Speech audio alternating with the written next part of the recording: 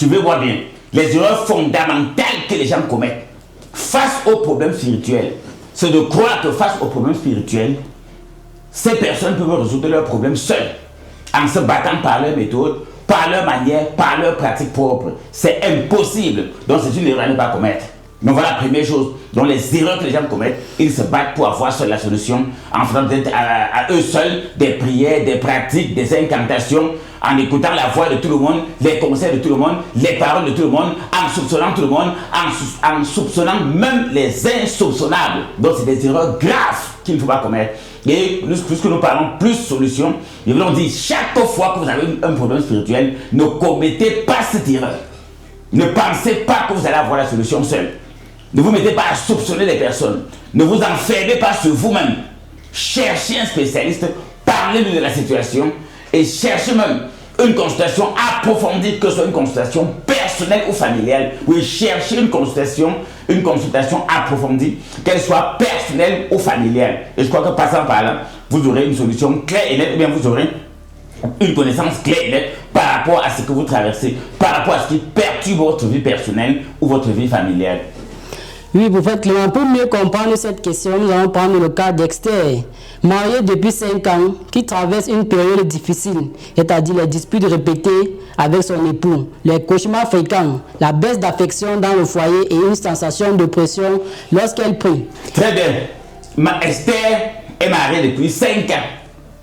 Oui, Esther est mariée depuis 5 ans, c'est un cas pratique. Et depuis un certain temps, elle traverse des moments difficiles dans son foyer. Des disputes avec son mari. La première chose que je vais dire à tous ceux et celles qui m'écoutent, lorsque dans un foyer qui était censé être bien calme, doux, il y avait la compréhension, l'entente et l'amour, des personnes commencent à avoir des disputes, des querelles qu'on ne comprend plus. Il est l'heure de s'interroger et de prendre des dispositions. Donc pour ce cas pratique, je vois que plus on va évoluer avec le cas pratique, j'aurai l'occasion d'évoluer. Donc toute personne qui nous écoute, si tu traverses des moments difficiles dans ton couple, dans ton foyer, entre ton époux et toi, il n'y a plus d'entente, il n'y a plus d'amour, il n'y a plus de compréhension, il n'y a que querelles et disputes, sache qu'il y a déjà quelque chose sur le plan spirituel qui est en train de se préparer. Donc je crois qu'on va avancer. Oui, prophète, étant convaincu qu'il s'agissait d'un problème spirituel, elle décide alors d'agir seule. Elle multiplie les veillées sans repos, suit des conseils contradictoires reçus des différentes personnes. Bon, moi j'avance avec mes analyses. Elle multiplie des veillées sans repos. Oui, des veillées sans repos, c'est grave. Lorsqu'on est face à un problème spirituel, ça ne sert à rien de multiplier des veillées, parce qu'on ne sont pas ici de veillées. Pour ceux qui sont spirituels, ça veut dire que toute la nuit elle ne dort pas. Peut-être elle prie, peut-être elle prend des jeûnes à sec, des jeûnes d'Esther, comme son nom l'indique. Voilà, c'était encore très grave, même son nom l'indique. Des jeûnes d'Esther, des jeûnes à sec. Toute la nuit elle ne dort pas. Or, nous savons que Dieu parle la nuit, par des rêves, par des songes, par des visions. Donc à tous ceux et celles qui nous écoutent, lorsque vous avez des problèmes mystiques ou vous avez des problèmes spirituels, ça ne sert à rien de revenir sur vous-même, vous enfermer sur vous-même. Vous battre par vos méthodes personnelles pour chercher la solution.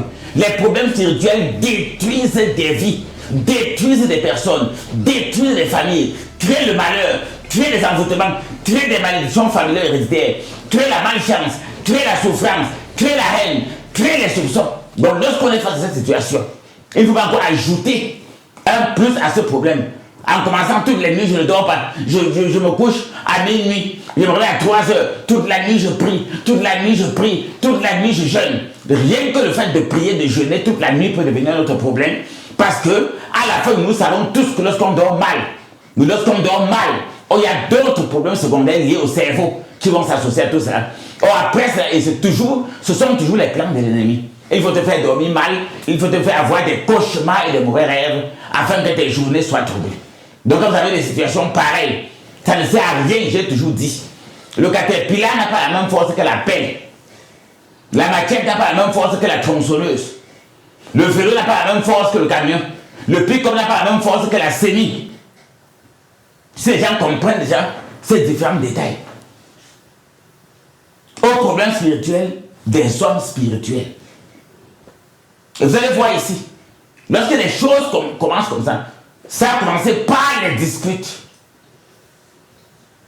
Ça a commencé par les moments difficiles, des choses qu'elle ne comprenait plus. Après les disputes. Après, elle s'engage dans des veillées interminables. À la fin, le problème ne change pas. Quand c'était des problèmes qu'elle ne comprenait pas, elle s'est battue. Les disputes entre elle et son mari, elle s'est battue. Maintenant, voici venue sa façon de se battre. Ça ne change toujours rien. Qu'est-ce qu'elle doit faire? Et voulons avec ce cas pratique. Et on nous rappelle également qu'elle commence à soupçonner certains membres de son entourage. Elle évite d'en parler ouvertement à son mari. Il ne faut pas, dans le problème spirituel, le cas d'Esther est un cas pratique. Ça ne sert à rien lorsqu'on est victime de sorcellerie.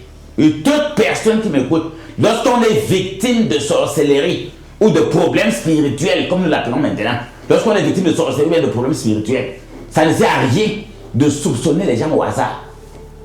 Même dans nos propres maisons, dans nos propres familles, on a déjà eu à perdre des choses dont on a cherché. Et à la fin, on a découvert que c'était même la personne la plus insoupçonnée qui était le voleur ou la voleuse. Suivez mon exemple.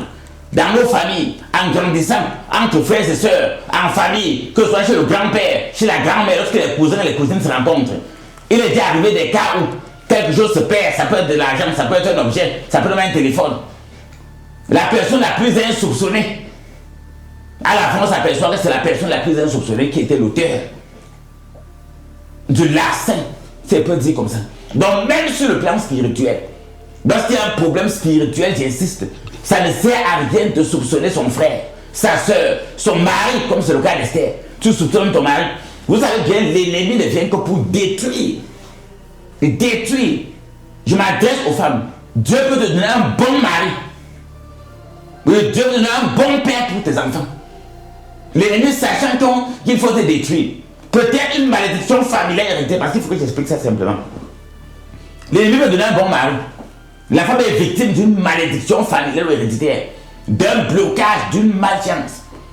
Quelque chose va se passer. Maintenant, l'esprit, la volonté, il ne peut pas passer par le mari, parce qu'il est bon, il est ferme, il a la foi, il prie, il va à l'église, il fait les cultes, il participe aux apothéoses, il est fidèle dans ses dîmes, ses offrandes, ses sacrifices, ses contributions. Il sert Dieu en esprit en vérité. L'ennemi, voyant qu'il ne peut pas l'attaquer, il commence à mettre des mauvaises pensées et des mauvais esprits dans la tête de son épouse qui est Esther. Esther doit commencer à croire que le mari est sorcier. L'argent qui s'occupe de moi et des enfants avec, c'est l'argent de la sorcellerie. Et elle commence maintenant à se méfier, à douter de l'homme. Ce qui fait en sorte que maintenant, la bénédiction que Dieu avait réservée pour elle et sa famille, passant par cet homme qui était l'homme de sa vie, commence à se dégrader, commence à se détruire, commence à se détériorer. Il faut faire attention lorsqu'on est face à ce genre de situation. Parce que la question centrale, c'était quelles sont les erreurs que les gens commettent. Oui, quelles sont les erreurs que les gens commettent lorsqu'ils sont face à des problèmes spirituels? Oui, quels sont les problèmes que les personnes, je vais dire autrement, quels sont les problèmes que les personnes, les erreurs que les personnes commettent lorsqu'elles font face à des problèmes spirituels? 1. Se battre à chercher la solution seule. C'est une erreur grave. Confier à un spécialiste, confier à un expert, confier à un coach. 2. Ne soupçonne pas au hasard. Pour soupçonner quelque chose, il faut avoir toutes les preuves que c'est lui. Allons. Très bien, pour nous continuer toujours dans ce cas.